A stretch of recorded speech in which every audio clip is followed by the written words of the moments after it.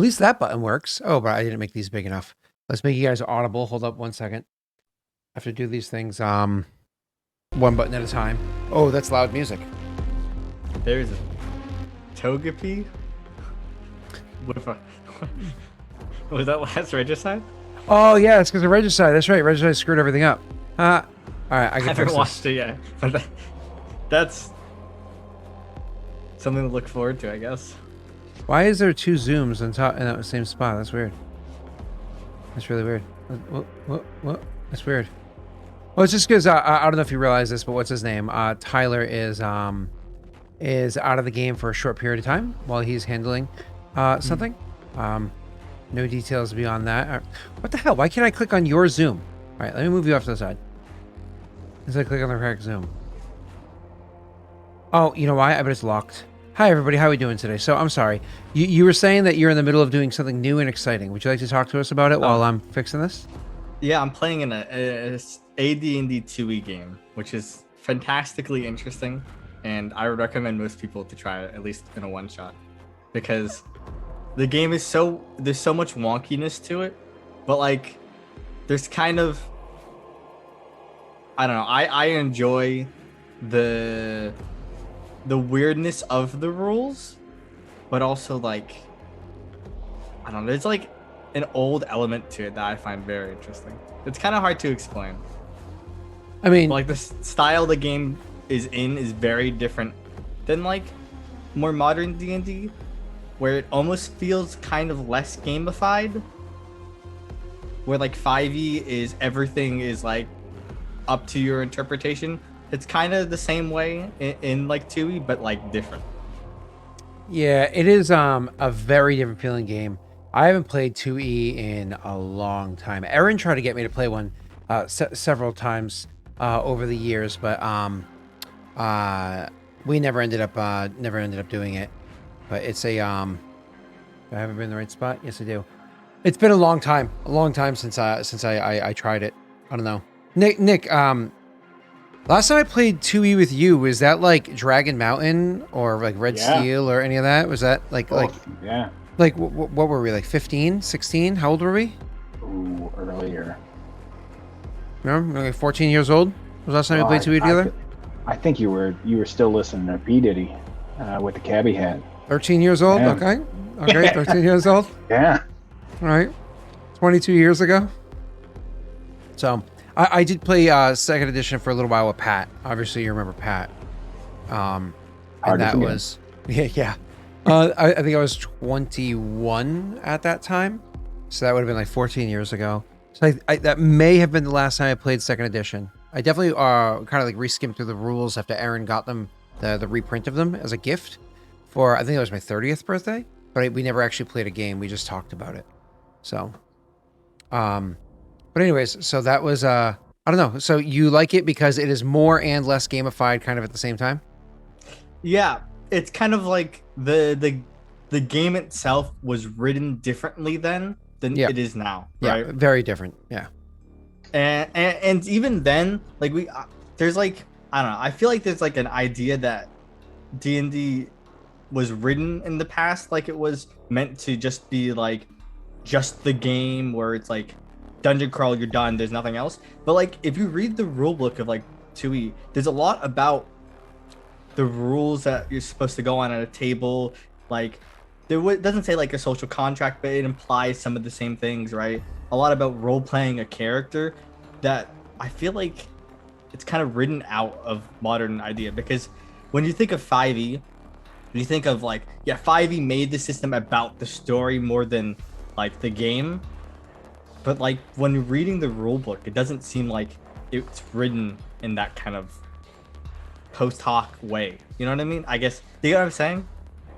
It sounds like what you're saying is 5e is a rules book, but it wants you to be about, it's just light on rules. Whereas 2e is heavy on rules, but it talks a lot about the story. Like there's more text about story. Yeah. While still being rules heavy. Is that what you're saying? Yeah, kind of like that. And when you hear people talk about 5e, they talk about 5e as if it changed D&D from a dungeon crawl type thing where your goal is point A to point B and nothing really in between. It hasn't been that way in a long time, but that's fine. Yep. To like where 5e is like it's all about role playing your characters and the story than anything else. But like the old rulebooks are talking about the same things we talk about now. Yep. Just like a bit differently, right? Because the way you word things is different. Oh yeah. There's But, like more like, sexism and racism and stuff like that. Yeah, there's some bad stuff, and it's a piece of its time. But you could take those out pretty easily, right? But I don't know. I find it funky. It's kind of we've revisioned how we see older editions. It's funny that like bikini male was a pretty common depiction of female warriors in the older editions. So like you have to check out some of that. Bad. Yeah, you have to check out some of the old art. You know what I mean? But also, second edition was the art style of the 80s. Too, well, because second edition came out in what, like 1989, 1988, something like that, right? And Luis Royo as an artist got popular like what, early 90s, I want to say. And if you don't know who Luis Royo is, the artist, seriously take a moment and look at it. Like, it's gorgeous art. Like, it is really good. I mean, that might not be your style because it usually has like a very attractive female in the artwork. And it's all like him having actual models sitting there and him doing like the paintings and whatever of them. But like, it is very, very beautiful, but also very gothic. Like, oh, if you want to see like a beautiful model with like that is like a cybernetic creature that looks like fucking horrifyingly frightening, but at the same time like tauntingly beautiful, like that's Luis Royo's art, so it has that feel, but like TSR is very low budget, so like their artwork is mostly line art but carrying that feel to it. Or if it was like simple sketch work, like with like none of the shadowing and whatnot that you see in modern artwork nowadays. See, Viking's Googling it right now and he's going, yeah, I'm seeing a lot of goth. I mean, yeah, that was like the thing, right? So the TLDR of my story is... Just as a reminder, I'm so sorry, just as a reminder, think about what people looked like in The Matrix. And remember, The Matrix was 1999 and was supposed to represent like the pinnacle of the 90s. Like the 90s were the goth. Like, sure, the goth happened in the aughts and whatever, and I'm sure it's still talked about nowadays in pop culture, but like the 90s were goth. So, I'm sorry, you were saying? Yeah, the TLDR is D&D's kind of always seemed to be D&D, except probably a little more racist and sexist. No, I mean, it's pretty. I mean, unfortunately, fortunately, I should say, we're viewing it through a modern lens. And anytime you go back and you look at anything through a modern lens, you're like, Yeah, but, So some cool stuff, if you find the chance to try 2E, give it a roll. You might like it. It's like you as a history major. Yeah. when you go back and you're like, wait, hold up. In World War I, so like in the 1920s, they were using medieval tactics on the battlefield. 1700 tactics. They're using lined up shooting volleys at each other. The French try to use that tactic, which would not work. But they also use medieval war tactics as their baseline for how it is they would storm the keeps and whatnot, because they were attacking it's crazy some of the shit that they would do. And then when everybody started changing how war worked with like the rolling gases across like the beaches and shit like that, then it was like, oh, we should probably do things different. Airplanes.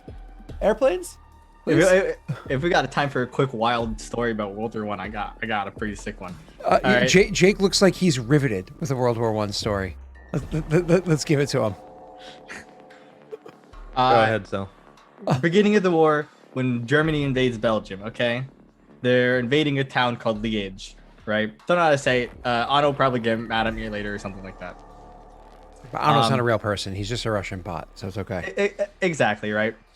And they're kind of failing to take the city, take like the central keep of the town, right? During the night, the commander of the German army, after they're kind of losing this battle, walks up to like, I think the keep or the temple that most of the soldiers are stationed at, and he bangs on the door and tells them to just surrender, the Belgians, and they walk out and just surrender, and the city's captured.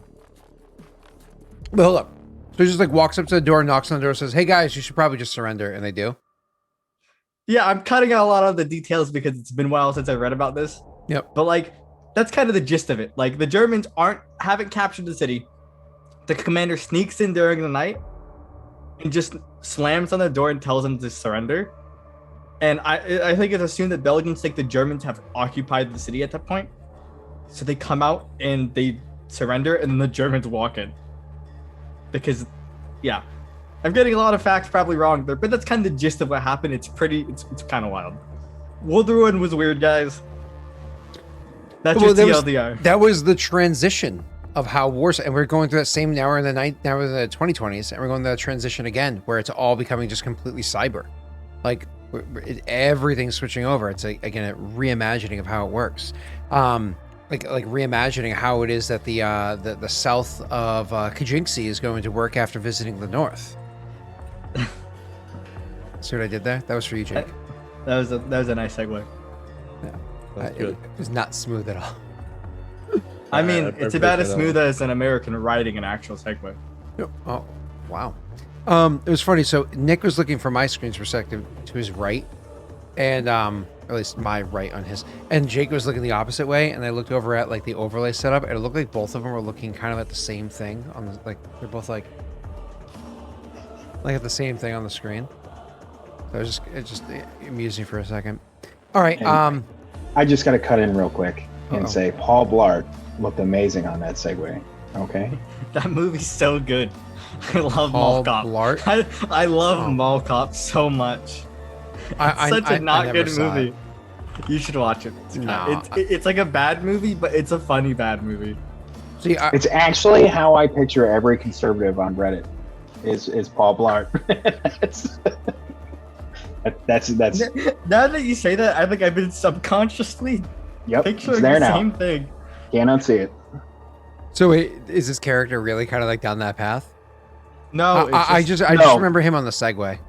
It's just that raging incompetence and the wanting to be a cop so bad. That really just brings it all together.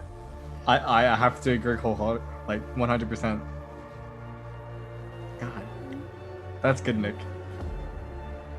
Jake doesn't understand. His country doesn't have cops. We have cops, alright? Listen, he's not England, okay? They're currently patrolling the beaches and finding people because they, supposed to be locked down, but they're all at the beach. Wait, hold up. What do they do when they like find somebody Florida. at the beach? They find them and make them go home. Like, can't you just be like, all right, but can you be like, I don't know, like 20 meters apart or something? I don't even understand how people go to the beach in Australia. Aren't you guys surrounded by great white sharks? It is, right? There's just like great white shark breeding areas all around Australia. It wouldn't surprise me. Just going to go in the water. Is that more like South Africa? Or at least that coast? I'm pretty sure it's in between like Australia and New Zealand. But... Well, there's the famous coast around South Africa where like Shark Week films all of its like great white stuff. We have heaps of great whites around here. You said heaps of? Yeah, heaps. There's a lot. Viking is saying that it's that's the west coast, but Viking also lives south of you, so it's probably colder down there. Yeah, remember they're not in so much in the northern part, more the southern part they are, because there's South Australia where you do the cage diving with them and stuff like that. No, I would never do that. I remember seeing a documentary about like the largest crocodile who only has 3 legs because he battles with great whites, and I'm just like, fuck Australia, never going. No, crocodiles. Crocodiles if you ever go on one of those cruises, like they're an evil creature. That's all I'm gonna say. Sea crocodiles. What's evil? They watch you with the intent. They want to eat you. They follow crocs? you. Oh, crocodiles, Wow. sure. But Sea crocodiles. They're even bigger. It's like single moms on fucking Tinder, right? Oops, sorry. Cell didn't understand. See, Cell, You will sell. What? I wasn't listening. I was looking at pictures of sea crocs. Tinder is a dating app that boomers use. I know what Tinder is. All right. People use Tinder. If you have money, you can use Bumble.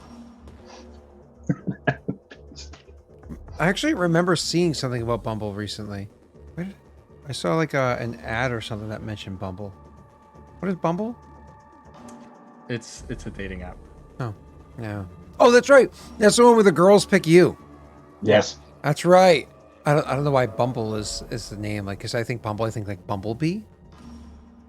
So I don't know. I Is don't it because like Yas Queen? Is that why? Well, no, it's because like I think they've gone for the aesthetic. It's supposed to be like a bee, and like the layout of it's like it has like dots and bees and stuff on it. It's weird. Yeah, I think I don't know. I've only looked at it vaguely. I never friend used it. showed me. I know my brother used it and had success, so that speaks to that. I'll leave that one alone. I'm like, if I'm gonna be honest, I'm like too lazy to like fill out the stuff, so I don't use it. It's like I'm just like I'm like. I mean, if you get on Tinder, it takes literally maybe 30 seconds. That's a lot of work, dude. In my online dating days, I'd rather play like a video game. It's like 9 years ago. Sam I would throws just something at you from the side.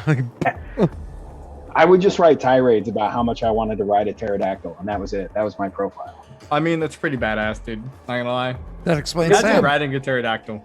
I've been in a relationship for 8 years, still Are riding there- a pterodactyl. So, listen, we have to find dinosaurs in Aurorum and tame a pterodactyl now.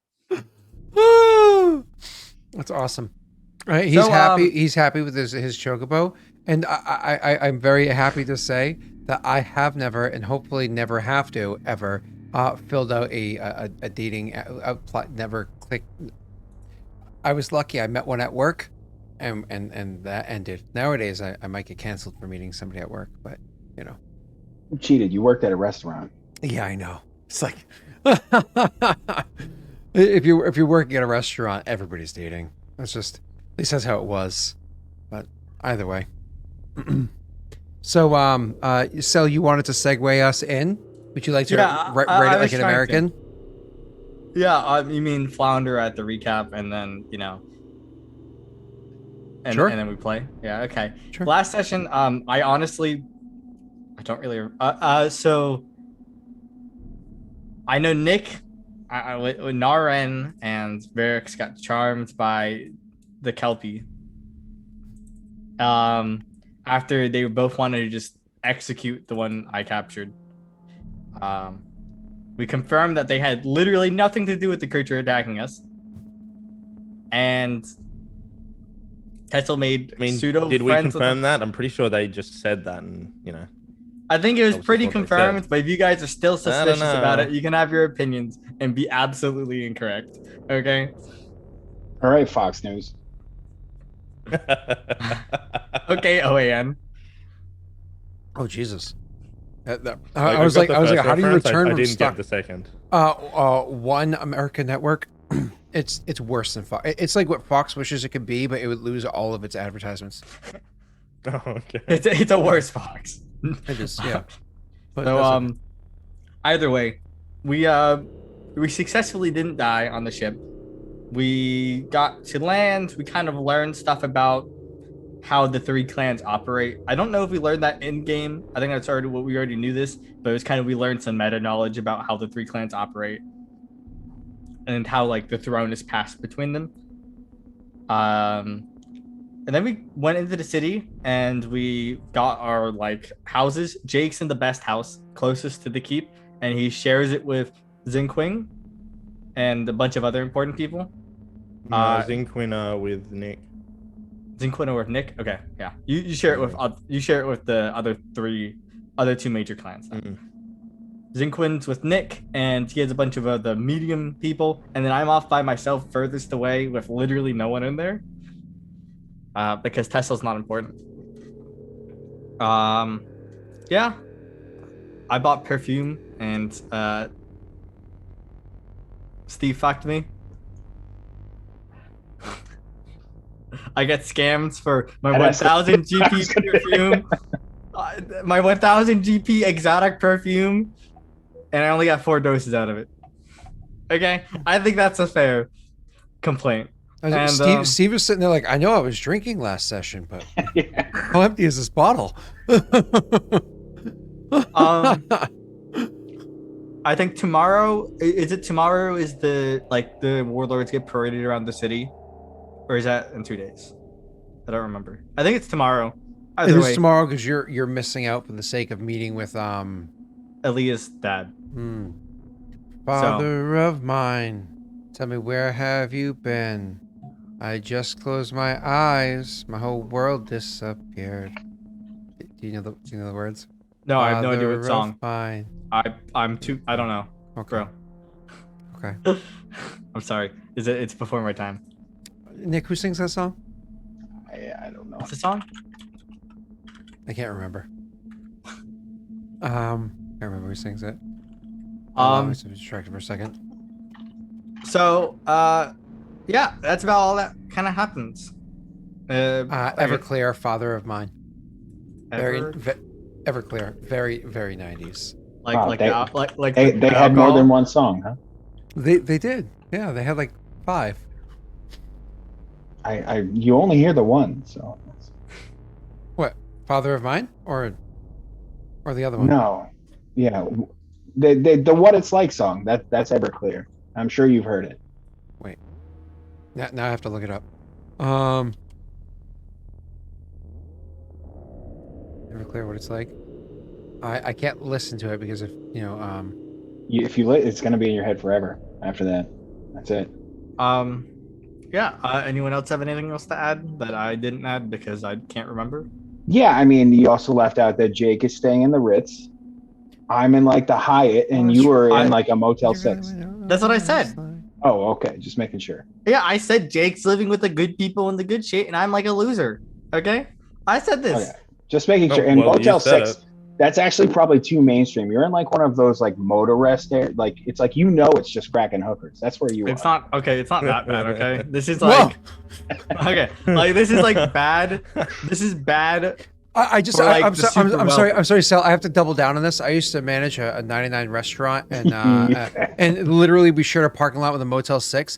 And not only were the cops almost always there for the prostitution and drugs, not only did we often have them storming in with lights and sirens and whatnot for sting operations to catch the robbers that robbed the Bank of America up the street. Not only that, but my bartender, her boyfriend was a cop, and he literally would just have his friends or himself stationed there all night long just to make sure we didn't get robbed. So it was, and that was only from people at the Motel 6, because that restaurant had been robbed before. People literally walked across the parking lot, robbed the restaurant, and went back across the parking lot to go back to their room in the Motel 6. Like, that's a Motel 6 for you. Like, that is an advertisement for Motel 6. Doing something illegal. Motel 6.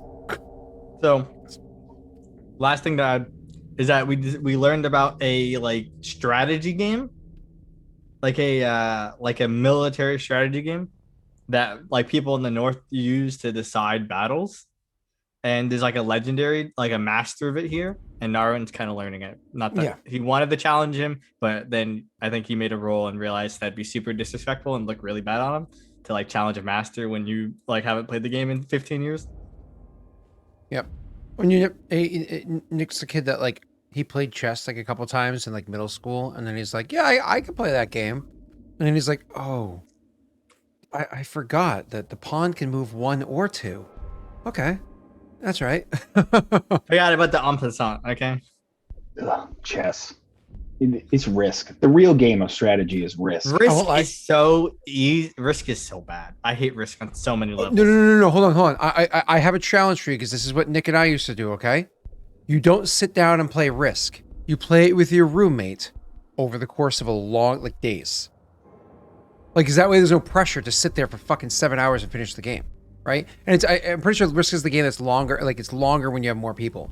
But if you have roommates, you play it with your roommates, and you just kind of like take turns and go. Well, like the thing about Risk is that there's very little like actual strategy needed. Like the game is 99% luck, where if you could have as much tactics as you want, but if you just roll ones on all your dice, you lose. I mean, you're talking about Dungeons and Dragons now. Yeah, Well, yeah, but there's more you can do in D&D, right? You can get super big modifiers and Pathfinder, But that's right, supposed make to up for it. symbolize like the chaos of war. I Like understand. war is not just strategy, right? I understand. Listen, but you say that, but have you seen how I roll?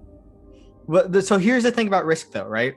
The more factors in a strategy game, the more that your like actual strategy can shine above like just bad rolls, right? Which is why I like video game like grand strategy games over like risk, because in risk you can't really, there's not enough factors in it where strategy can actually make a bigger difference. Listen, I'm just saying that's how the Civil War was won. It wasn't strategy. It was just keep throwing bodies at it until eventually it's over. It was like, how many of our soldiers? It's like, we got you outnumbered 5-1. We're just gonna murder ourselves until we win. Like, I'll die on my unpopular opinion. I know people like risk a lot, right? But I'm like, I'll tell you, just go play like a couple games of Civ and you'll understand my perspective a little more. That's my end game, right? If you own Australia, you basically win the game. End of discussion. If you own that continent, you basically win. Or South America, right? It's just that's just how it is. Okay. I'm glad that you're giving some love to the southern half of the planet, because nobody else does. It's because it's the easiest continent to control. There's only one choke point, and then you get free troops, and you can invade all of Asia easily. I don't know. Really? So how's it working out for you there, Jake? I'm telling you, dude. I played Risk with my friends. We played like 6 games of Risk. I didn't. Hey, remember that conversation about outnumbered? It's already. You said I play Risk with my friends. I know you're a liar now. I played Risk with my friends. All right. They didn't want to play Risk again after that. Anyways, we don't want to stay on the subject of choke points for too long. Jake's already getting uncomfortable, so let's get back into the game.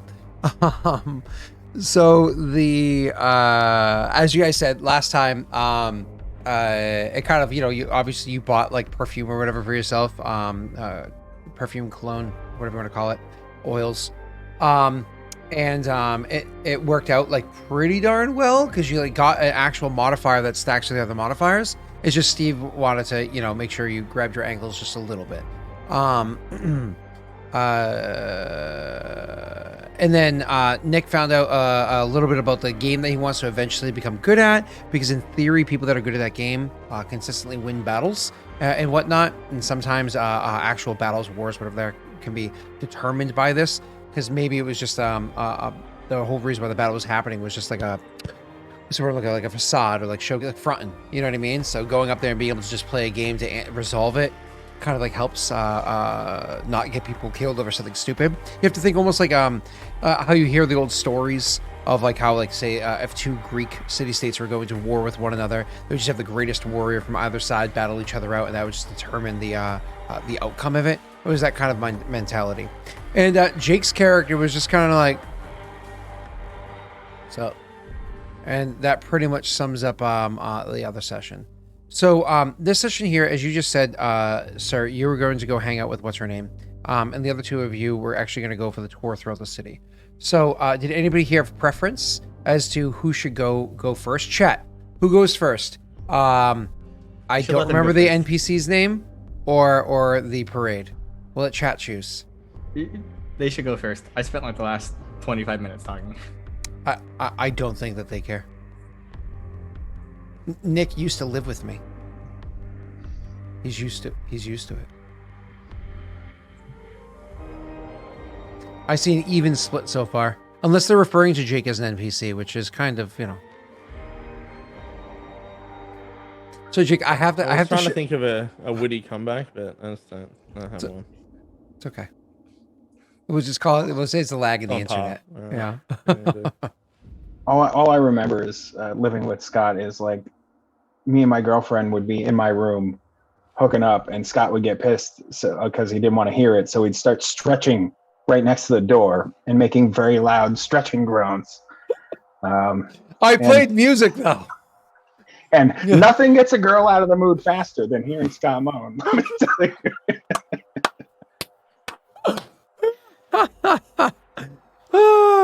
To be fair though, I don't know if we want to go into this much detail. Let's just say I wasn't the only one that noticed in that house what was going on. Other neighbors may have as well. Do you want to roll? Do you want to just roll some D100s and decide it? This is the second day, Snaga. Yeah, it was pretty even. So go ahead. I'll let you, Sel, can go ahead and roll a D100.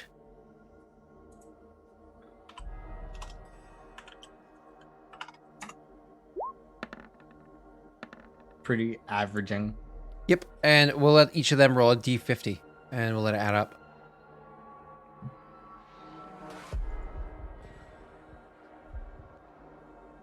Much you too, Nick. /R 1D50. Oh, why?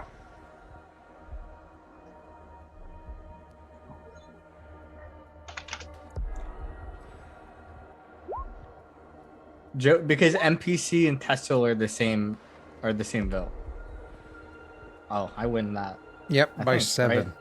Where am I lagging? I thought you had a big math brain. No, only for Thaco now. My math, I can't do any other math until school starts, and then I have to do stats. All right. So you first, BB. Yes, I'm eating. Would Sir Daram be like what I say to him? Hmm. I would call him Sir Daram, right? Oh, yeah, that's fine. Yeah. He's Perrin, like Peridot, right? Yeah. So it's pretty like you understand as a person, not your character, that culture well enough to know like the norms and whatnot. Even if it's from Eastern Peridot, which we barely have had exposure to, but you actually more so than most other people because you actually were part of that mini community game. Yeah, like I remember any of that. I think I was on the Daelric side anyway. Yeah, you were, weren't you? Yeah. Yeah. All right, cool. So, when you go to meet with Aaliyah's father that morning, when you actually meet with her, because obviously you have a couple of things you got to take care of prior to actually going to meet with Dad. So it's like wake up in the morning and go straight to go meet with the guy. While you guys are kind of going over some of the details and preparing yourself for the actual meetings you're going to be doing the other days, to which she literally has like notations and papers and stuff like that to kind of pour over. She'll be like, of course, and just remember when you speak to the war chief of clan you're gonna respond to the person on their arm as like those kind of like little details to go over with you because that's literally her job is to kind of like guide you through this kind of shit, right? So anyways, while you guys are doing this like basic like prep work that you're gonna do for the meetings, she'll actually kind of stop at one point in time and look up at you and say, I appreciate you finding the time to come and meet with my father. I have to admit, I am a little bit nervous about this this engagement. I haven't seen him since he thought I was dead, and he's only known that I've been alive because he heard that I was here. It may have been smart to send a letter at one point or another. I did actually. I sent a couple of them, but none of them were received, as far as I can tell. Most likely killed on the road. That's kind of normal traveling in Daelric, especially in the mountainous regions. There's all sorts of, let's just say, landslides and actually rock slides are not uncommon. Well, it is what it is. I mean, you're his daughter. I don't imagine there'd be any ill will harbored. Oh, no. Not that he'd be upset that I'm alive by any stretch of the imagination. It's more him being a little upset that I have chosen to stay. In Paradil, your kind of whole culture is about almost ambition, achieving something great. Correct. Yes. Is this not? This is easily spun as you saw an opportunity to be somewhere where you can make a difference, impact it to make it greater than it once was. I don't know what your parents are like, but you don't really want to bring up cultural norms in an argument with your parent that misses you. That is fair. If I'm going to be honest, I haven't had to argue with my parents ever, other than the time I, ran away from home to defeat a warlord. But How'd that work out for you? well, you know mostly how it worked out. Yeah, you failed. So maybe you should have listened to mom and dad. Yeah, it would have been good advice, but we're irrational, especially when we're younger. It's very likely he's going to try to convince me to come home.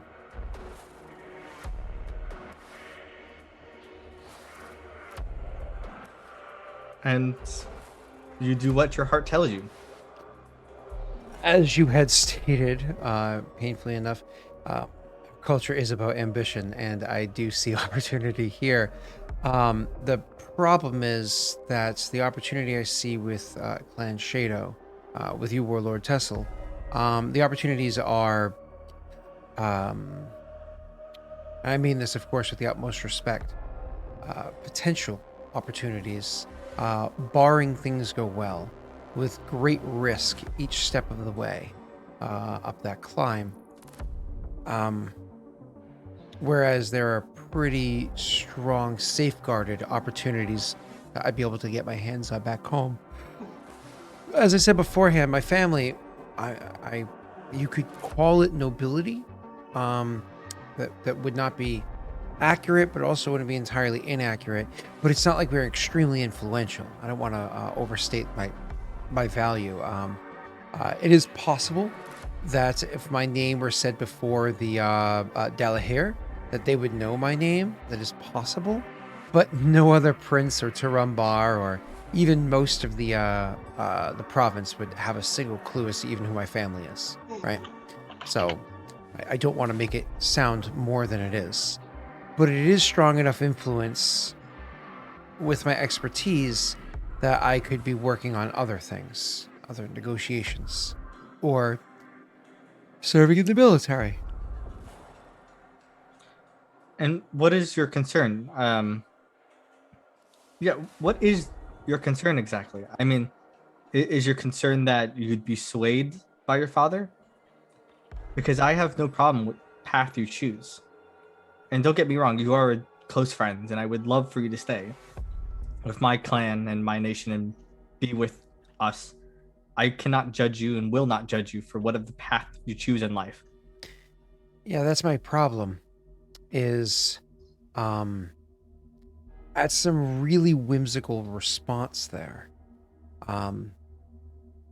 Generally speaking, you want to know that you're putting in enough effort, that the person you're putting in the effort for, that you're serving, that they appreciate it enough.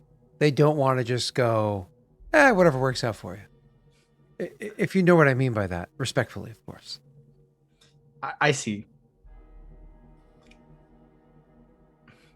I'm not asking for. He sits and ponders for a moment. Instantly, is like realizing that it's almost sounding like fishing for a compliment, like one of those things where it's like, oh man, this old sweater, it's like, no, it looks great. No, she's like, I'm not fishing for any compliments or asking for any praise. And at this point, if you said anything, it would be disingenuous. So please, nothing like that. I'm just stating why it is that his attempts to sway my mind might be something that I am concerned about. Whereas I know where my heart currently settles, I don't know what he's bringing to the table. He nods. Aaliyah, now I know you just said that any compliment now would be disingenuous, but you truly have been one of the most helpful advisors for my fledgling clan, helping establish many connections in the clans nearby to absorb them within our own. And your knowledge has helped us and me through the process of learning what it means to be a leader. Do not think that I do not appreciate all of your help, or your help has not gone unnoticed. But know that the fundamentals of my clan is built upon the freedom of choice in choosing the path you want in life. and it would be wrong of me to rob you of any of that, as that is the foundations on which I lead. No, of course I understand that, but there's a difference between people having a choice, knowing that they have a choice, but also firmly informing those people where it is that you stand on the matter, without constantly having to remind them that they have the choice to leave, right? Like, I would, oh, you can head home if you'd like, but I'd like it if you spent the night, but you can definitely leave. It's not a problem whatsoever. So, if you want me to get your keys, it's perfectly fine, or you could stay. That has a different tone than it already being an understanding from a previous statement, but then also making the intention of wanting the person to stay firmly stated as well, right? And so this is where I see a huge flaw in Shadow's in Clan Shadow. You see it before. People mistaken this kindness as being hiding something more devious, more sinister. It's too on the surface for something that should just be understood. And then again, you see kind of just the shifting around of how people are and how just things are handled. And these are concerns of mine when I am supposed to be here as the what phrase is it? Grand diplomat, I think they would call it in Paradel. Once more with feeling. I see. Yes, that is a problem, and I've been pondering a way to change how it's said, because everyone is so afraid of backstabbing or lying that we forget to sometimes just look at things and it is how it is. But to make it firm, I want and I do need you to stay in my clan and help me as one of my most loyal advisors. I know I've been a bit aloof in my responses, and I know it sounds bad now, but I do want to make it clear. I appreciate it. Again, not asking for the praise, though it is appreciated. It's me delivering a criticism because it is something that it's a flaw that could be easily exploited. And this is a perfect example of a way that it could be. Somebody coming in and speaking to, say, Lenny, and offering them a large and very well stocked and properly manned facility for him to continue his research could easily convince Lenny that perhaps his interests are elsewhere. If you understand what I'm meaning, or just to hammer the point home, you can imagine perhaps if what's her name, Gorza, had the ability to also study more things that she's interested in than the tasks that she have been bestowed upon her, might convince her to go elsewhere as well. People that otherwise would be rather devout could find interests elsewhere because it's not necessarily understood. So just so you know, there's a long deviation from what we're supposed to be working on right here.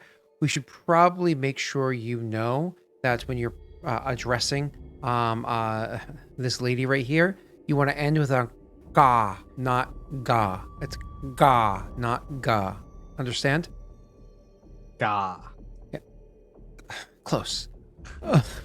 And then you guys kind of get back to studying for a little bit, right? Eventually it's kind of like one of those things where you'll be meeting her father for, you can imagine, like luncheon while the actual tour of the city is going on. And we'll go to the tour that they're going on anyways, but you can imagine that the streets of the city are kind of in fact, it's like, have you ever been to New York City? Yes. Okay. I've been to New York City while they're doing filming of a movie, construction, or a parade. Aren't they always doing construction? Yeah, but I mean like proper construction. Like the No, big I dig in haven't. Boston. Either way, the city's already congested, and you just more or less made it way worse, right? Yeah. So, as everything's redirected there, and nobody knows what the hell they're doing, so you can imagine that this is kind of like the path that they go down. Anyways, so when you guys are going to meet for lunch, clearly it's going to be like a nicer place, but not like. Well, actually, my apologies. Let me correct this. You're the warlord. You by and far have the highest rank of anybody coming to this meeting. What would you like to have for a place? Like, would you want to be like, nah, motherfucker, I want to be right on Main Street. I want to see them parade on by so I can like twiddle to my friends as I walk by the window. Like, I want to have like a balcony view looking down on them so I can hawk a loogie and like, what do you? I think it'd be pretty bad optics to eat on the street that I'm supposed to be parading on. I think that'd look pretty bad. Like all of a sudden, somebody, I found him, sir! I found him! Get him, boys! Yeah, that seems like it'd be pretty bad optics. And so I'd probably find a place not on Main Street, or I'll arrange a place. I'll get Aaliyah to find a place that she knows her dad will like, because this is meant to impress him less than impress myself. Give me 1 second. Oh, I do have her open.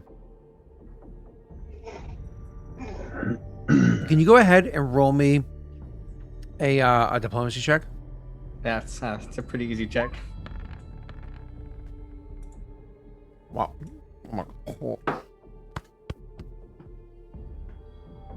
One of two routes. You go to a place that, like, what is your father's favorite place to go to here? Very obviously catering to and in some way sucking up to his tastes, right? Or another approach, a place that your character would very much enjoy, something that is like, this is what I would like, that he'd probably respect as well, but like very much catering to you. I think I want to do the latter. I think the talk of Aaliyah is about being more firm and kind of resolute in his position, and making it like, I guess, making himself seem more like a warlord, and that he's kind of on the top, right? And firm about things. So I feel like this is like a situation where he wants to go, where he'll like to show that he's above her father, and he can offer more, right? In like a power dynamic between them. Absolutely. Not to make this come off as a down that path, because it's not meant to, but it's almost like if you're meeting with the you're meeting with the girlfriend's dad, and you're trying to be like, no, don't worry, I'm good enough for your daughter, sort of a situation. You know what I mean? Like, I can provide. Yeah. But again, I don't mean to like go down that path by any stretch, because this is actually meant to be like a professional thing. And here, Sal's like, but this is my opportunity to flirt with you, Scott. I have other opportunities for that, Scott. Okay, Saturday night, boys. Whoa! Everybody knows Saturday night's all about Joey. Okay, everybody knows. I just sit there and I'm like, Joey, I missed you. So, why do you think he was just asking about new Patreon videos? I don't know if you're in that chat or not. No, I'm out of the Patreon chat. Oh, okay. I booted you. Yeah. So anyways, yeah, he misses how often I would talk about him in them. You know it.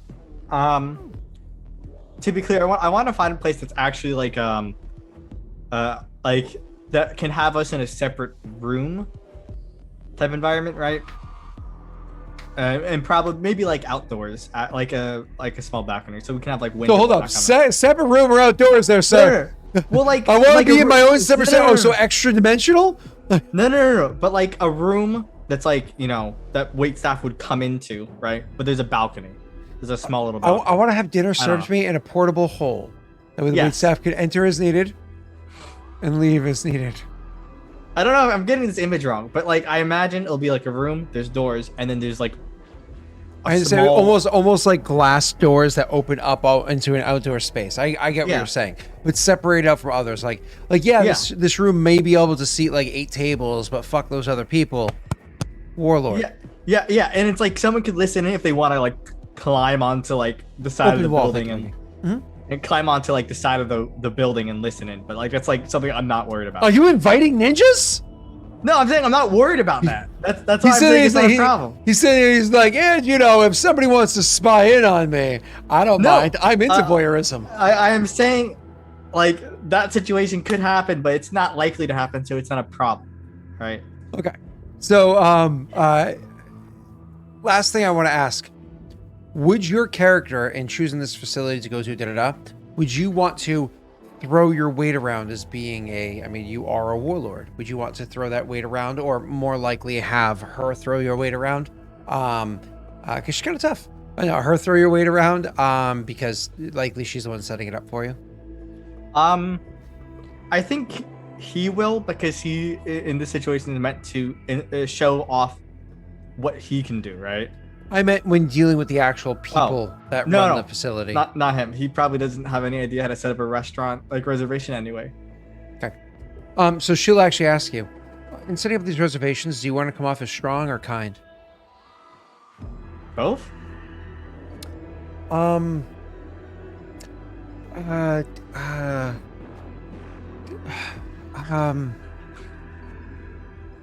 Yeah, that works in Paradel, but I don't think that works here. You're not wrong. Do what you think is best in the situation when you get there. I've never been in a restaurant. I don't know how. Considering your facial expressions, after you bought those perfumes, I will go with strong.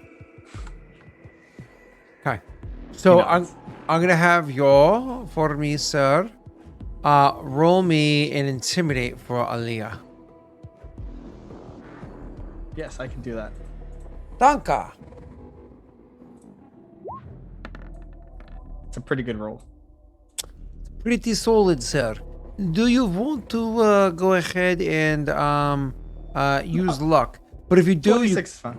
Okay, so, give me one second. I actually have to roll 20 likes to break the APIs like every other time or every time we stream now. It's so annoying. I think a 26 is fine. Okay, thank you. Just give me one second. I still have to reset it anyways. And it should be good now if anybody needs it. So anyways, okay. So you, what she ends up doing is she ends up going to the place and more or less demanding that a room, as you kind of are depicting there, be available for you, demanding that wait staff be dedicated towards it, demanding that the kitchen's attention be towards you, and demanding, peace and quiet. And then, because obviously she's going a little bit over the top here to make sure things are good, the area needs to be appropriately decorated with fresh decorations. So let's say, for instance, they had some sort of like, because obviously Kajinxi wants to feel like Barren Lands. So areas where there'd be like cactus or something like that, which are kind of uncommon in the Barren Lands because it does suffer through like actual winters. But there are plants like that happen to be decorating the place. They're all fresh ones, not like, oh, this one's better. Anything like that would be completely replaced to have this done. She throws her weight around, and the difference is if you had gone with kind, she would have just paid them in advance to do this. Instead, it's being demanded of them because you are a warlord, and there's only so many warlords, like 85 dozen, in the entire nation, right? And this is like the time where warlords will go to a place, and if they enjoy it, talk about that place, and it could potentially spike up revenue, or if they don't like you, they'll cut the blowfish the wrong way. Well, that's why you don't eat blowfish. You don't eat things that are poisonous, dog. Easy pass. Can you eat things that are venomous? I mean, you can. Isn't that the whole point of a blowfish? Is that it's not that it's poisonous, that it's venomous? Isn't it? Or is it poisonous? It's poison. Yeah. I don't know. Well, you poison people with venom, right? You don't venom people with venom. Well, I think venom is like, I don't know. Either way, don't. Venom. In real life, guys, don't eat blowfish. Okay, it's not worth it. He says that, but even like the most trained, like even like super experienced chefs can like fuck up blowfish. Either way, I've never actually had blowfish, so I have no idea. Nick, have you ever had blowfish? Really? Oh, I've Actually, never had the opportunity. Oh, okay. I was gonna say that kind of surprises me. So, but because you definitely well over in because oh no, that's a Japanese cuisine, isn't it? Bluefish is, yeah. So you go to China. I was gonna say because you're totally the person that'd be like, I want to try something different while I'm here. So, Pretty much. The only thing I won't try is sea urchin because it looks like shit on a plate. Yummy. How about monkey brain? Sure. Serve the traditional way. You know, in some of the food I ate in China could have been. So you don't ask. All right. So, anyways, the yep. So she goes and makes these pretty hefty demands. Obviously, there's gonna be a price to it, but this will end up saving you some money. How much money? Oh, worry about that afterwards. Okay. Have you even ordered a drink yet? You're sitting there like, water, please, water, please. So,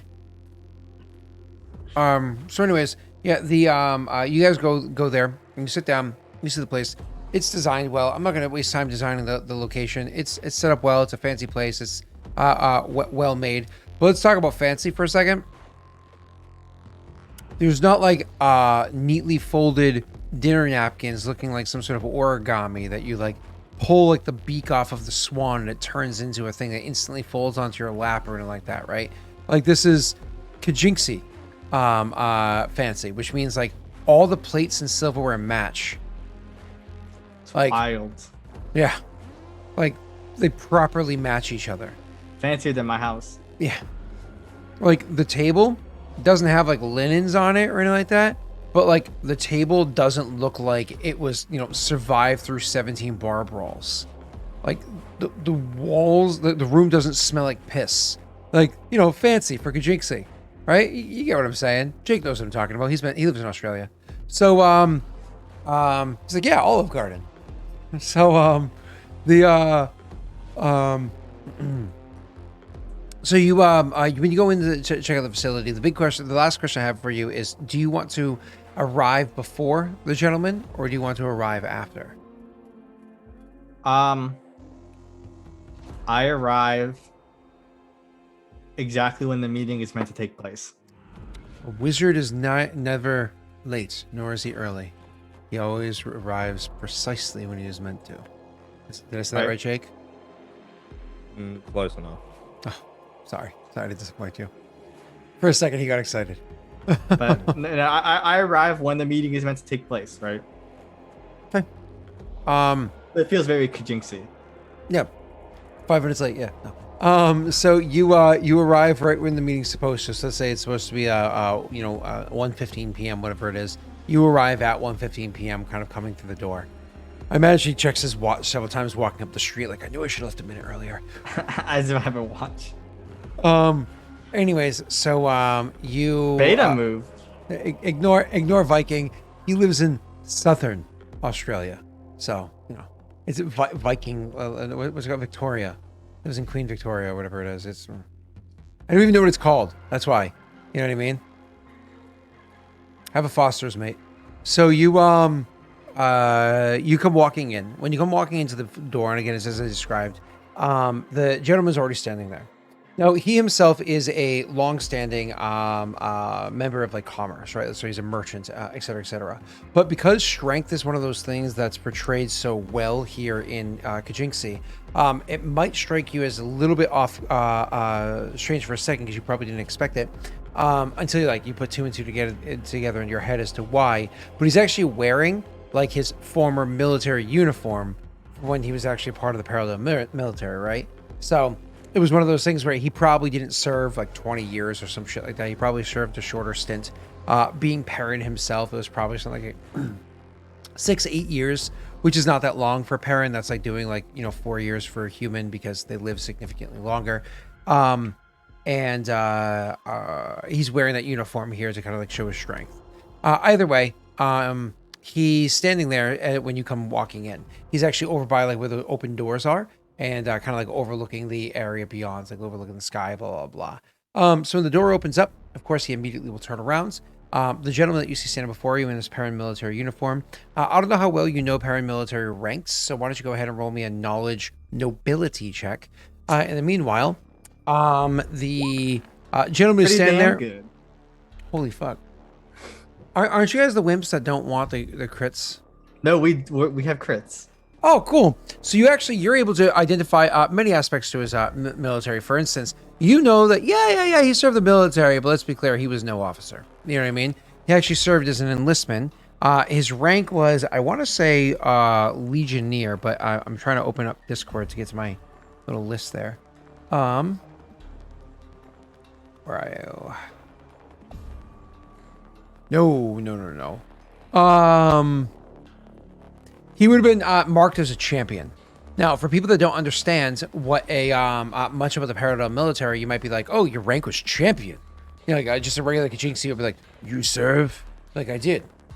What you serve? I was a champion in the parallel military. Oh, you know what I mean? Like, but for anybody that understands the structure, you're like, "Cool. That's you went far, buddy. Good job."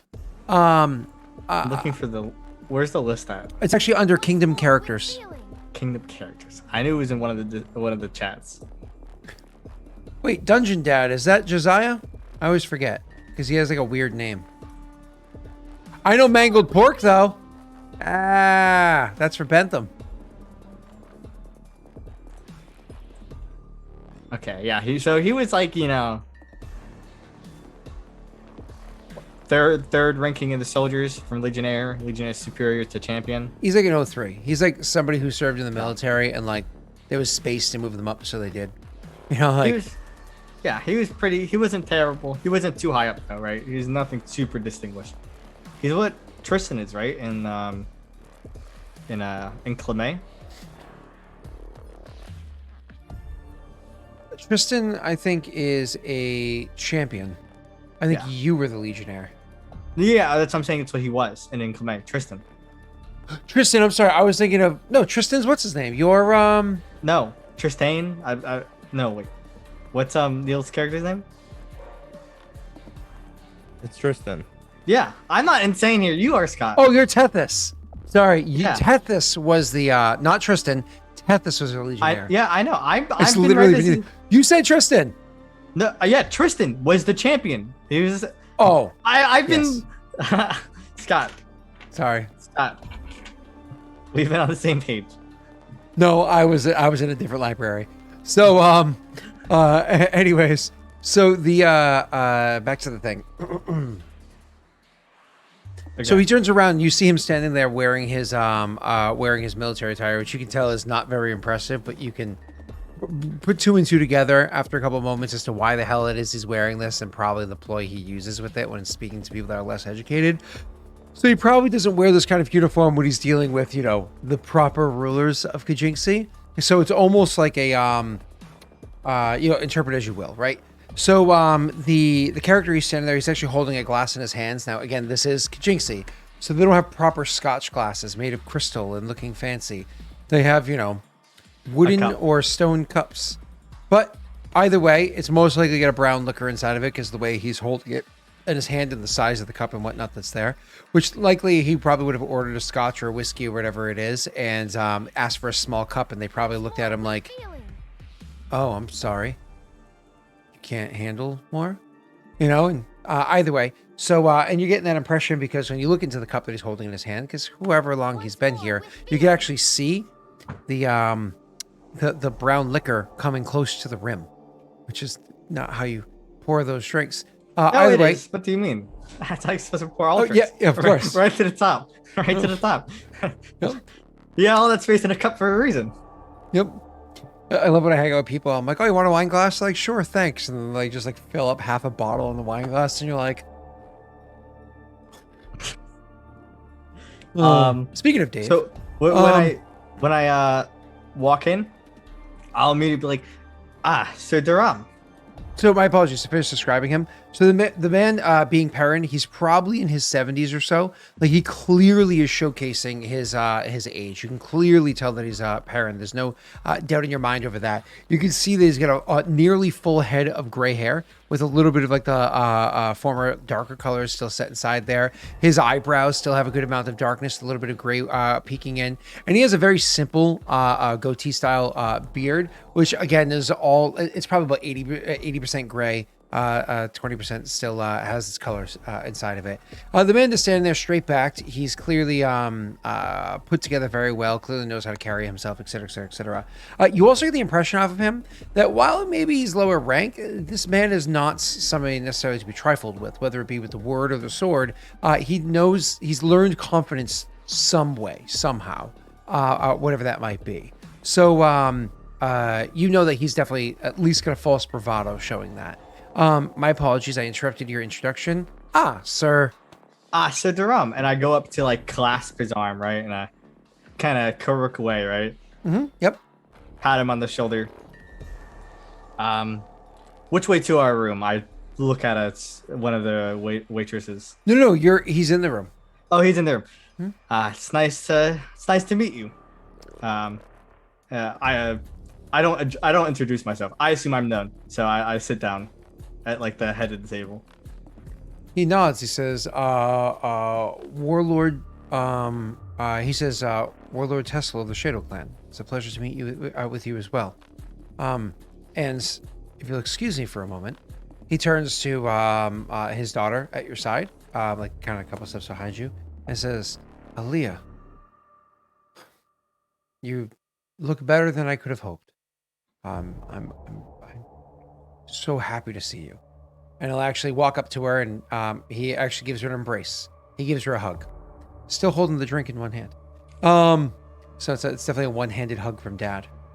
So anyways, Once more with feeling. he so after he gives her the big one-handed hug from Dad, he then turns back to you and says, I have to ask, More with feeling. how is it that you found my daughter? How I found her. I believe it is she who found me. Once more with In She one, not- of in one of the earliest days of my clan, she offered her aid and her services and her skills. And they've gone to great use. More with feeling.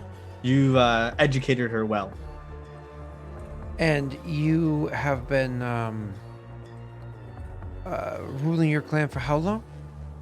Once more with feeling. It'll be 3 years soon. In a month. He turns to her and says, I have so many questions.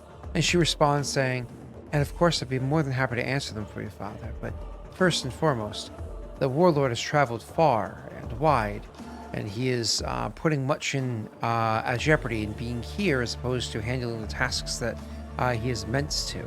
So perhaps we should give him the opportunity to have a seat. No worries, Aaliyah. Listen, it's a correct tradition to reward those who serve you well. This is a small price to pay to respect one of my most loyal advisors. He kind of like watches the interaction. She nods politely, and as she does so, the door opens up, and like kind of like a server or whatever will come into the room and take order of beverages for what kind of liquors you would want. I don't know what your character would ask for. I don't know either, so I order a drink. Yeah, she goes for a Perrin wine. So you're like, I don't know what alcohol tastes like. Do they have Mountain Dew? Are there Can I Doritos? get a Pepsi? Can I get a Coke? Oh, you serve Pepsi? I guess that's okay. I'll take your Dr. Pepper instead. Okay. So you get your Mr. Pibb, and Yeah. yeah, I know. Why? Because it's mean. So you get your beverage, but when they bring it in, the reason why I brought up they taking drinks is like when she asks for a wine, they bring over multiple bottles of what it is that she asks for. When they ask for whatever liquor, whatever it is that you'd like, they bring over a whole bottle of it. They're like, oh, they bring you over a glass, like you're sitting at a restaurant, right? Like they bring you over the entire thing. You notice that he already has the bottle of whatever he asked for there. But I imagine, it's kind of, she's like one of those, I'll pour my own, thanks. As Yeah. your father. To add a little bit, I imagine Tessel's a very light drinker. He doesn't drink often. Mm-hmm. I think that's probably a characteristic he has, where he if he drinks like one serving size of said thing. I want your finest red wine. Welch's. Absolutely. And I want you to keep pouring them for me. Seriously. Welch's. But so yeah, figure it's good to know that he does not drink much. Okay. So she offers for you guys to sit down, but actually outside because it's light out, it's nice out, whatever it is. So you guys can go sit out in the balcony area to have a seat there. So he actually turns to her and says, I heard that everybody had died. How is it that you survived? And she says, well, unfortunately, I think everybody did die, Father. The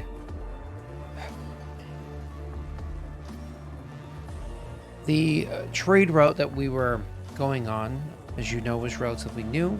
It was not as secured as some of the other ones. We didn't have as many deals with those tribes, as we did with the other ways that we were going, but it was meant to save time. Unfortunately, we got noticed. We got attacked. Some of us escaped. We came across a couple of Triaxians. We thought maybe that they would be somewhat helpful, as Triaxians can be. This happened to be a particularly aggressive or vicious group of cats, and so things went worse again. And when I was separated from the last one, again escaping an attack, fighting my way free, it was about I want to say 10 days or so before I found my way to the actual border to Kajinksi. A border I wouldn't have understood at the time, but later on came to be familiar with. I crossed that border, and while they don't necessarily know borders either, they didn't pursue, because I had gotten myself into the mountains. In the mountains, there were other dangers to deal with, other horrors that happen to exist there. But then I heard shouting, but not like combat, just shouting from over the hills, kind of echoing. I pursued it for about a day's time and came across a great mine, like a mining camp. Multiple holes into different tunnels into the same actual area where they were digging. Almost like a network that was there. So clearly they were organized. I believed myself to be in Kajinksi, though I did not know the banner, didn't know the people, and certainly their accent was a little difficult to get used to. No offense. He waves it off. I was able to steal a little bit of supplies at first. Go ahead. I have a question. Is this conversation happening in Perrin or Kuruk? You speak Perrin, correct? Yeah, I speak both, which is why I was asking the question. She would speak Kuruk. Okay, yeah. Because I just wanted to know because they're gonna favor you. Because you are a warlord, right? You don't like go walking up before the Queen of England and start speaking to her, and right? German. Like, Yeah. So strangely enough, England has no problem walking up before, like, say, the I don't know, Queen of Spain, and being like, "Sup, bro?" I don't know, England. Work on that Spanish. I'm actually curious how many languages the Queen can speak. I don't know. I'm actually genuinely curious how many languages she can speak.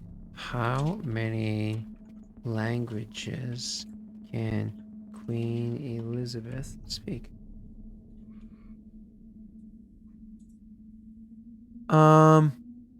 She's fluent in French, German, Spanish, and Welsh.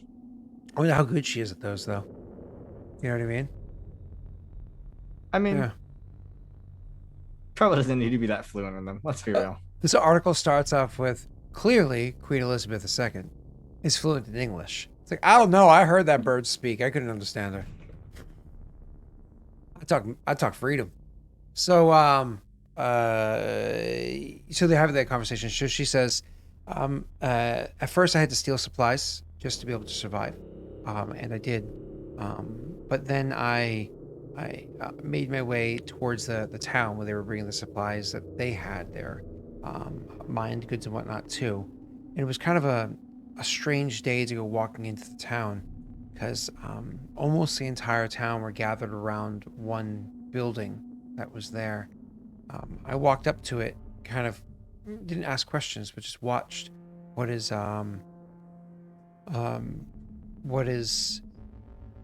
going on. And about a minute or two later, onto the rooftop came two people that, with weapons drawn, continued to battle one another. Eventually, one of them won the fight, and I suppose the rest is history from there. I literally walked into Name of Town the day that Warlord Tessel happened to take the clan for his own. As the Warlord has mentioned, I very quickly offered my services after that. Well, it wasn't the winning of the battle, because it wasn't the strong arming. It was the speech that was given into the crowd of people that swayed me, and then the burning down of the building. By far, the nicest place to have ever been built inside that town, as of now, was burned to the ground to make a point. That was kind of an important thing. Is easily something of value that could have been kept and squandered for oneself. It was an action, simple as it was, to prove the merit of the person, not just the words that they had said after they were kind of taking the position of power. So it's kind of how it played out. And he nods and he says, do you remember much of your speech? He says to you. I nod. I do remember much of it. I tell the story often enough to those who visit the clan, that which know how I founded my own. It is a speech that sticks with me because I live by the principles I stated in that speech. She echoes the phrase often enough. He does a chuckle. So the father says, so you guys can kind of like break down to a little bit of a conversation or whatever, talking about maybe allowing them to kind of catch up or whatever it is. And then things kind of start to come around to the point that we've all been sitting here for. 1 second, I'm sorry. At some point, I probably addressed the fact that he's a I probably talk about, ask him his experience as a what do you call it, a champion. Mm-hmm. So I make it known that I know what rank he is and the significance of it, or Yep. more likely the insignificance of it. Yep. Oh, ouch. I don't I'm not like jabbing him, but I'm like, I talk about how I know the structure, right? I'm like, so what did you lead a squad of men, or who was your excellent, or who was your officer, right? I point out that I know there's a lot of people above him. I'm asking about his like experience with that, right? Yep. I'm basically showing my knowledge off. Yep. He says, I'll be honest with you. My service in the military was more of a familial tradition than it was meant to be personal aspirations. I always had a mind for finance, moving of numbers, so on and so forth. And unfortunately, there's dealing with soldiers on a battlefield is more subtractive than something I'm generally interested in. So I did the term that I needed to uphold family tradition, as did my daughter after me and the other children that I have. But the time that I spent there was not without its own dangers. I did fight to secure and to hold and to take back certain key locations against the rebellious insurgents that happen to exist in Daelric. And luckily, since then, things have been a bit calmer where it is that we're able to call home. I'm not going to sit here and say it was directly through my actions that the place is secure, but I did do my part in it. Yeah, Tyson nods and probably like he just again I guess he kind of he shows his respect to his service, right?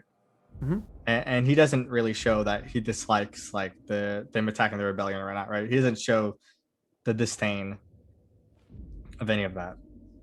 So, but he's being respectful to him, right? So exactly, cool. I understand. At some point in time too, when you call him, what do you call him, Mister? I call him Sir Duram. He actually goes, please call me Patrick. Patrick. Yep. He nods. And so he eventually kind of getting down to brass tacks, if you will. He says, "So I have to ask, exactly what is it that you do for Clan Shadow?" He asks his daughter, and she says, "Oh, I always forget the fucking titles that you guys give these people." What is her actual title? Envoy. Envoy. She says, "I'm the envoy of the clan," and he says, "Oh, just an envoy." And she goes, "No, the envoy? It's what we would call a grand diplomat at home. So you're in charge of all diplomatic matters then?" "Yes, I oversee what other envoys, if you will be handling. I will oversee kind of like those details, handle more important people directly, but also bends the ear of the warlord, see to it that he is adequately prepared going into conversations and da-da-da-da-da." He nods, he says, "Yeah, the people that make my life difficult." And she says, "Well, I had the unique experience of being on the other side of that, so it makes me particularly adept at the job." He nods and says, "And how large is Clan Shadow looking to you?" I tell him, I don't know, a certain mileage, or I tell him like we stretch. Mileage? I tell him we stretch from the tip of the mountains to our east, right? Yeah, or yeah, that's the east. To east to the bordering the barren lands to the west. Just the tip of the mountains, because Clan Throne has the majority of them, unless I'm mistaken. Yes. Well, they are positioned right in a valley in the center of the mountains. Though it is soon that my clan shall be mining in those veins throughout the mountains. It's rich with minerals. It is, but I imagine your primary export then would be what it is that you find in the mountainside, correct? And our surrounding hills. We make our name in steel. But certainly there's going to be much greater quantity and potentially even greater quality in steel, or iron, I should say, coming out of the mountains themselves as opposed to the hills surrounding. And that's what you would think. I'm sure it might be of better quality, but Theron, they squander it by just mass producing weapons. And they don't even produce as much as us. And their weapons are weaker of quality. Allow me to show you. He draws his sword and hands it over. This is our specialty. Our forge master has been working on. This is the true steel that we can make. He'll look it over and say it's genuinely a beautiful piece. It really, oh, this is incredibly warm to the touch. It is made from the heat of volcanoes. But the heat generally subsides. No matter how hot things get, they eventually cool. He does a small little laugh. I told you, Shadow Steel is special. I must admit, being as deep into the winter as we are right now, I wouldn't mind a blade like this to cuddle with at night. Protection and warmth. At this point, Tessel takes it back, puts it back in its cabin, right? But as you're like taking it back, he does follow that up with, unless of course there are others that keep you warm in your bed, and he kind of lets that linger. Tassel ignores this comment and continues. One day, maybe we can arrange to make you such a weapon. But for now, our forge master is still working on ways to teach others the methods of crafting said material. Hopefully it's a day that I'm live long enough to enjoy. He does a nod. You certainly will. You Perrin are long-lived. Unlike us, Carrick. And he kind of does a boisterous laugh.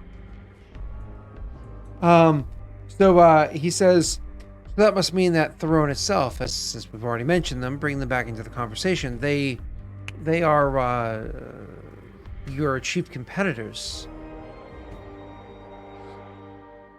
Yes, they are.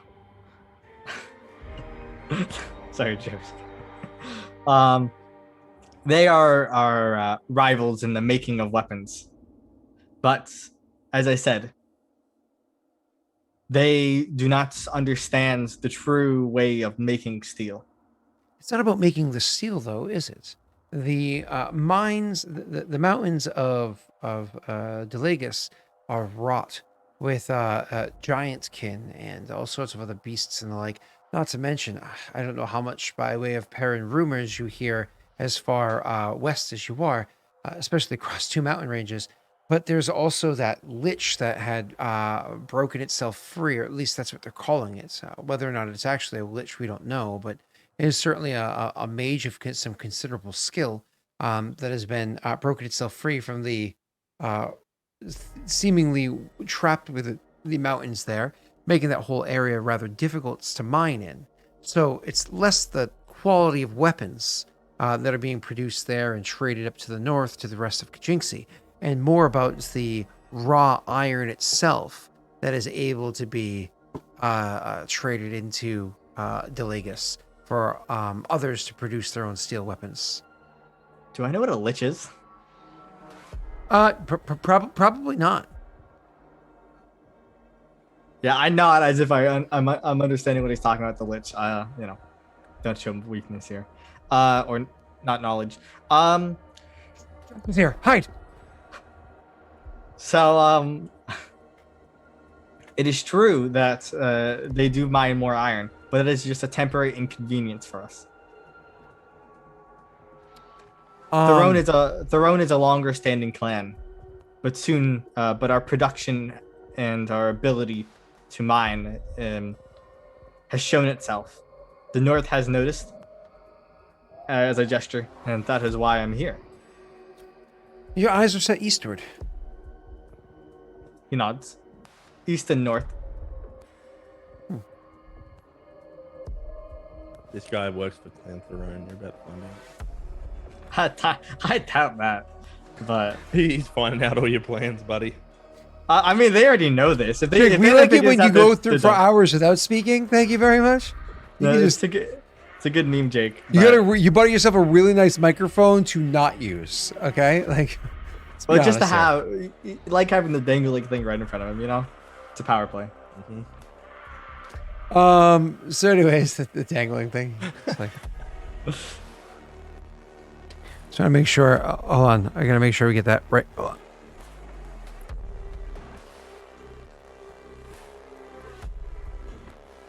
There we go. Okay. So what he ends up doing is he. Sorry.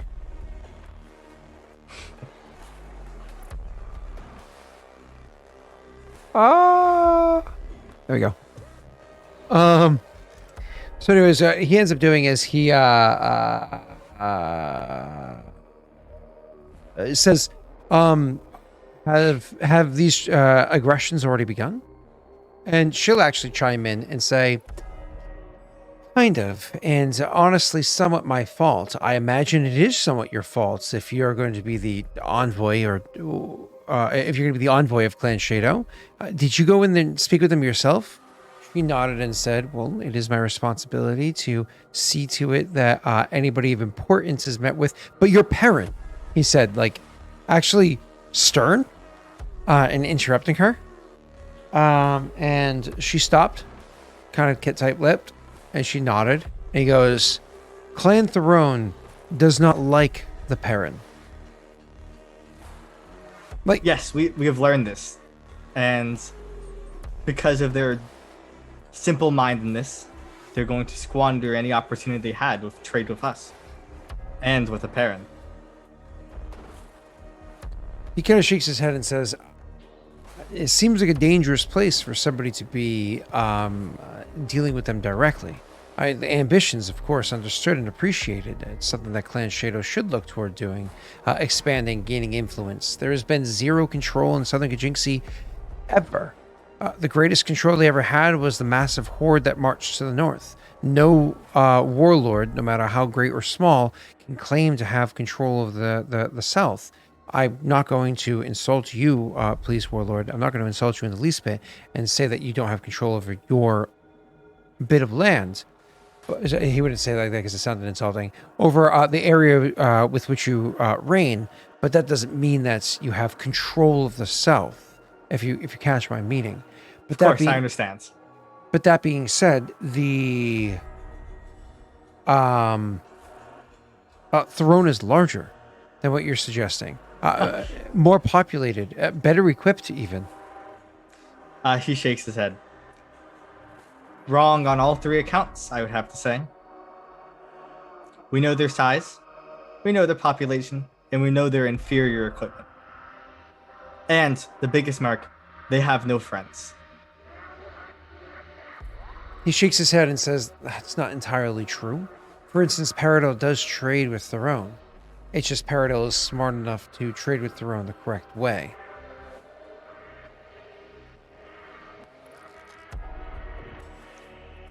Paradel is not the friends of Throne. He shook his head. He said, not friends, no, but there's entanglements.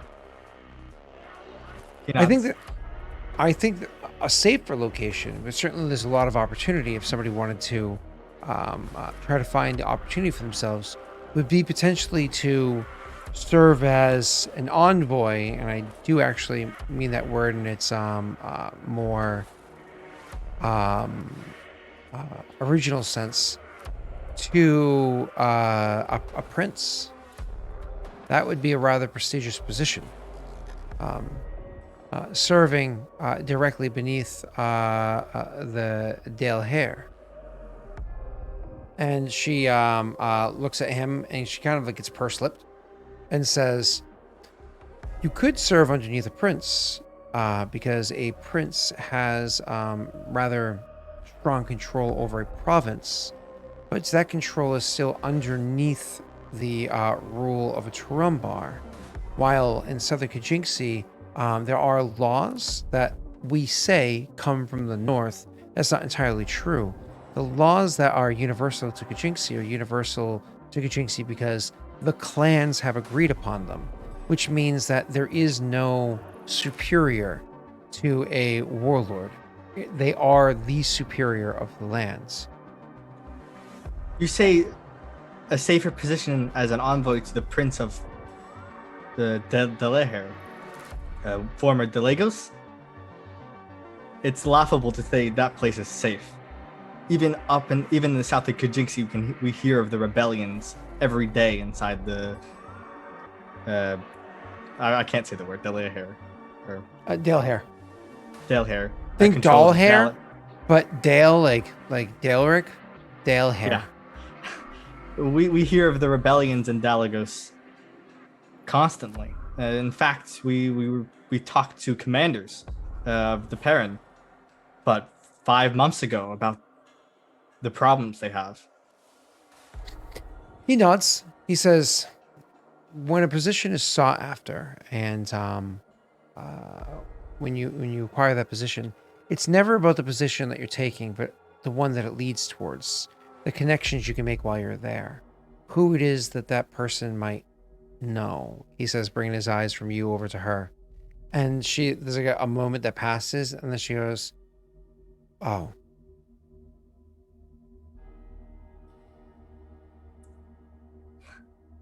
Can I sense motive? You might need to. Your character might not know this, so you could just I ask. I look quizzically. She says, "The Daelhair. The prince is. She's a prince. But also the Tarumbar that serves directly above the Daelhair. She There's an understanding. The two of them were actually at one point in time set to be wed. They're actually supposed to be married, but then they acquired positions that by law doesn't allow any two members of the same family to have such high positions. So, one of them, so the two of them have stopped being together. They are no longer set to get married, have not married, but continue to spend almost every day with one another. The opportunity is not to serve a prince, but to serve in proximity to a Tarumbar. I see. I thought the Perrin were strict on their laws. That seems a bit of skirting around the edge of the rules, is it not? He nods, but nobody's found a way to dismantle it as of yet. And until they have a legal means of doing so, that's how things rest. And where there are gaps, there are opportunities. Hey, I have not Betty, who has a good friend. That's She lives in Georgia.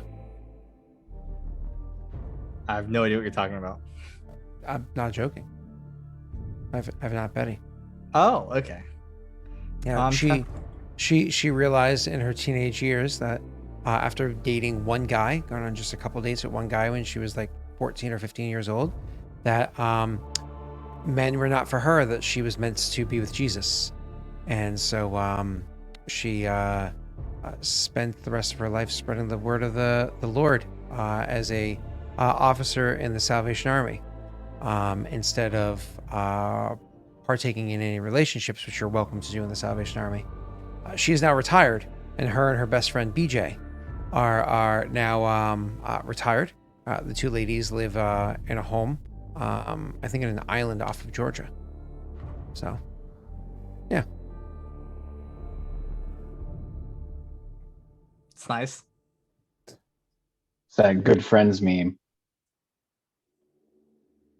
Yeah, I know. I got it. Okay, to be clear, because I mean- everyone assumes I miss everything. I don't want to one up you with my two aunts who are twins that are 60 years old and still live together, but yeah. I mean, I'm not going to go any further down that rabbit hole, but these ladies happily both married Jesus, and unfortunately, not each other. So, Tessel nods to what he's saying, but I mean, what is he gonna say to what was last said? I don't remember what was last said exactly. Not gonna lie. it's about spending time with the Tarumbar. The Trumbar, yeah. Mm-hmm. Would he respond, or would he just leave it hanging there? He nods. That is a strong position, but it is in Dalagos still. And again, as I've heard, things are not quite stable there.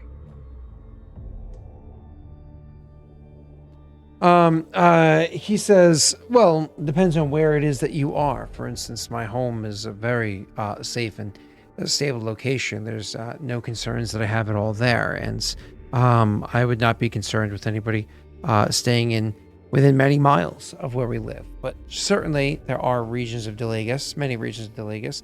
Let's not mince words. There's full-blown war. As I've heard, I was told by one of the commanders that there's a push going on the Eastern Front now. Or, yeah, about Warlord, now. Let me be frank. As opposed to Patrick for a moment. There is an opportunity for a friend of yours, a close ally of yours, to have the ear of two of the most powerful women in all of Eroth.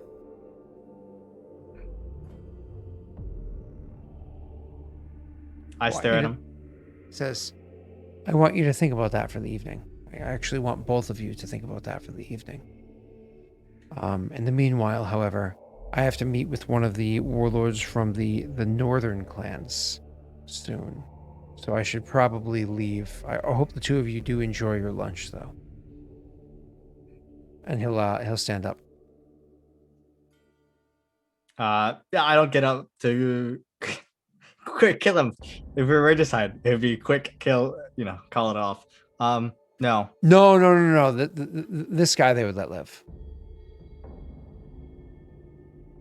Yeah. No, if he was nice to them and trying to help them in any way whatsoever, they would like kill him or put him in a very but because he openly insulted them to their face, they'd be like, he's cool. Give him I say get up, grasp his arm, shake, pat him, sit back down to continue eating. Mm-hmm. And say, of course when you do that. Warlord Shadow Tessel. So you say Warlord Tessel of the Shadow Clan. It was a pleasure to meet with you, sir. Pleasure as well, Patrick Durham. I'm looking forward to seeing what fabrications come out of the Shadow Clan. I'm certainly looking forward to getting my hands on that steel. Patience is a virtue. It'll be many years till we can get it produced by more than just our forge master. He nods. He does, no, that's it. And he would turn and leave. Mm-hmm. Okay. She's sitting there in silence, takes a sip of her drink. Totally non-Viking. 0. Totes. Zip. I agree, Viking. It is all fabrications. There is no slaves. And any mention of them is a fabrication. Go ahead, sir. I look to Ilya. Gesture if she wants to say anything. So you just look to her, give her like a second look to her, and you just kind of gesture. Yeah. She clears her throat, then waits like another 5 or 6 seconds, then clears her throat again and says, "That's no university or Curran or any other thing that I had in mind." It is a strong offer. I do have to admit, but I don't think it's quite as solid as he makes it sound. The grip of Dalagos of Paradil has seems tenuous at best. And then the position of power those two have, from what I understand, Paradil is all about law. And that seems like it's spitting in front of the face of their law. It does also make a point. If I were there, Shadow could potentially have better contracts. I do not believe the benefit of you being there would outweigh the benefit of you being here. Our reliance, Clan Shadow will not be reliant upon our trade with Paradel.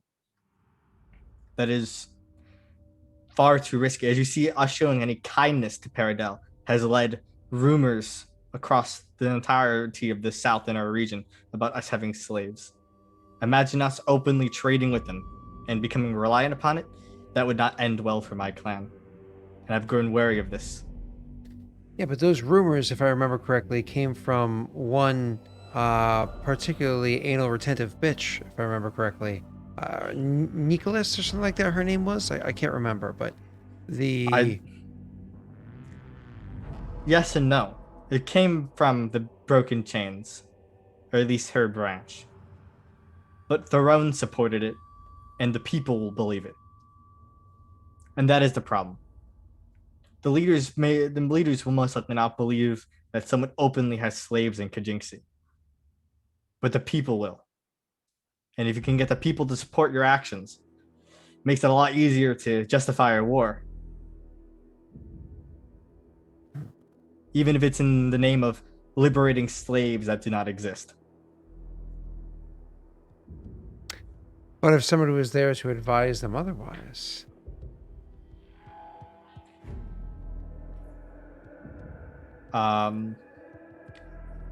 The people that worried about it would not listen to our advice.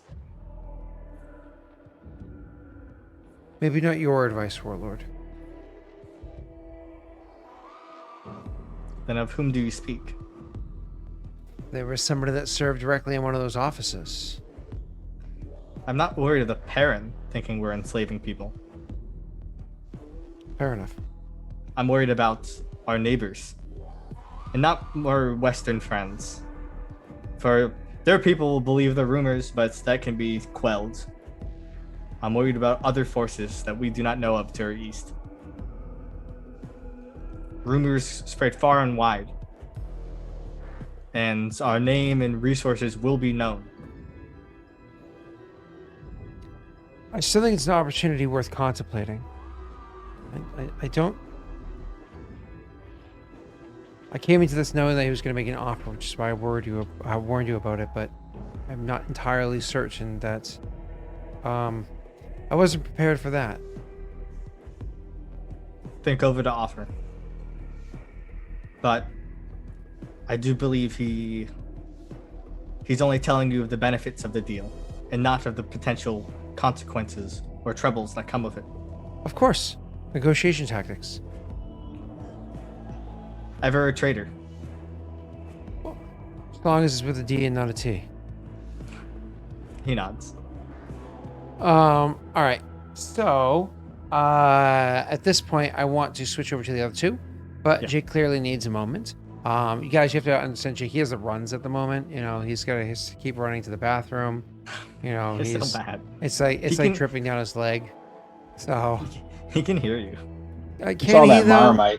I can hear you. Thank you. I had to literally come back to set the record straight.